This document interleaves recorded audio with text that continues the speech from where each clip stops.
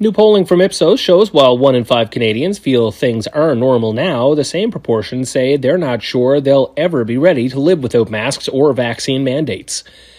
But regardless of when people think the new normal will arrive, 64% of Canadians say they believe governments are not doing enough to get us there. Well, we seem to be pretty ready.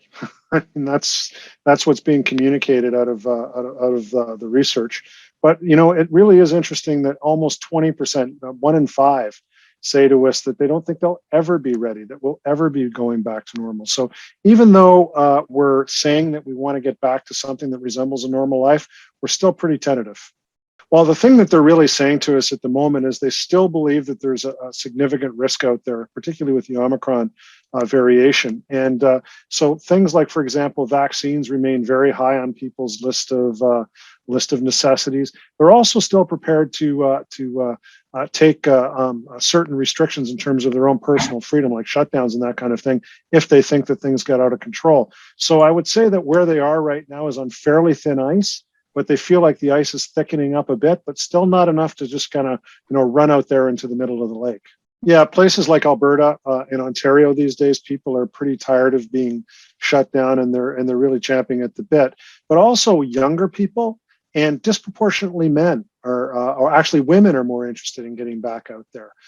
So I think what you're seeing is that there is a coalition of the willing developing in terms of trying their hand at getting back to some form of normal. As for how we get there, nearly 4 in 10 say vaccination is the most effective way to bring the pandemic under control. Just 14% think border closures or rapid tests in the workplace will do the trick, and fewer than 1 in 10 say penalizing those who won't get vaccinated will help end the pandemic.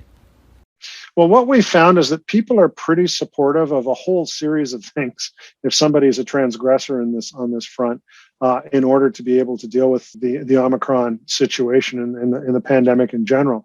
Everything from mandatory vaccinations through to taxing people. But the interesting thing is the numbers get pretty narrow.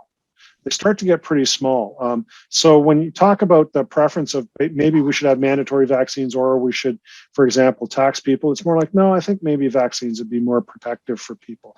But what we're finding on everything that we're looking at is opinions that were pretty solid even 6 weeks ago are starting to get a lot more, I would say, loose.